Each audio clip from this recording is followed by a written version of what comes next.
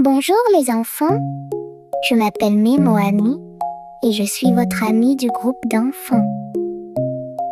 Voulez-vous que je vous raconte des histoires sur le mensonge et pourquoi il ne faut pas mentir? C'est parti! Un jour, une petite fille dit à sa mère: après l'école, je rentre directement à la maison. Mais au lieu de rentrer, elle reste jouer et à son retour, elle dit à sa mère: la maîtresse nous a fait attendre. La mère parle à la maîtresse et découvre le mensonge de sa fille. A-t-elle bien agi? Qu'en dites-vous les enfants? Est-ce juste? Non, ce n'est pas juste. La petite fille a menti à sa mère. Nous n'avons pas le droit de mentir. Je suis content que vous ayez compris. Passons à la deuxième histoire. Un garçon joue au ballon dans la maison et fait tomber une lampe. Quelle erreur a-t-il commise? Quand son père rentre, il dit: non, je n'ai pas joué au ballon dans la maison. A-t-il raison de mentir? Oh, qu'a fait ce petit garçon? Il a transformé la maison en terrain de jeu. On ne fait pas ça, n'est-ce pas les enfants? Et on ne ment pas non plus. Voyez-vous, ce petit garçon a menti à son père. Nous, on ne fait pas ça. Voulez-vous une autre histoire? J'en ai une belle sur Adam et Ève, le point de départ du mensonge dans le monde. Écoutons-la. N'oubliez pas, le diable a menti à Ève. Il lui a dit qu'elle ne mourrait pas si elle désobéissait à Dieu en mangeant le fruit défendu. Ève a cru le diable et a mangé. Il a persuadé Adam d'en manger aussi.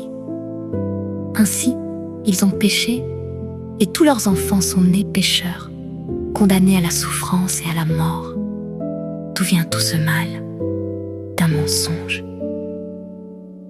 Il ne faut pas s'étonner que Jésus ait dit du diable: est un menteur et le père du mensonge.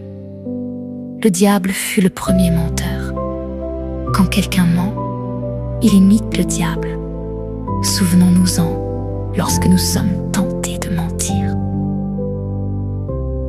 Mais quand sommes-nous tentés de mentir? Quand on fait quelque chose de mal, n'est-ce pas? Imaginons que vous cassiez quelque chose par accident. Si on vous interroge, accuserez-vous votre frère ou votre sœur? Ou ferez-vous semblant de ne rien savoir? Nous devons être bons et justes. Ne jamais mentir et toujours dire la vérité.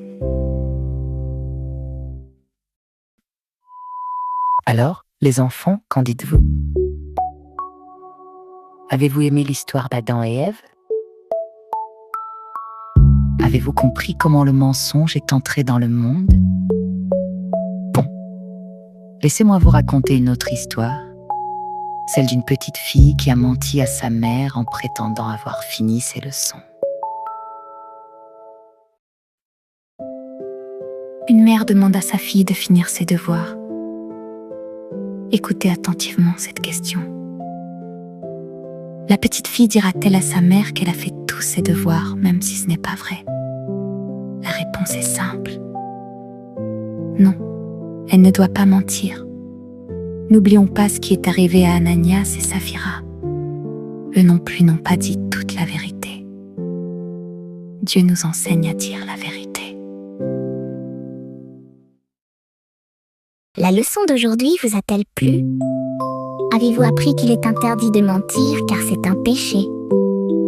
Le Seigneur Jésus n'aime pas les menteurs, mais nous sommes de bons enfants et nous dirons toujours la vérité. À la semaine prochaine. Au revoir.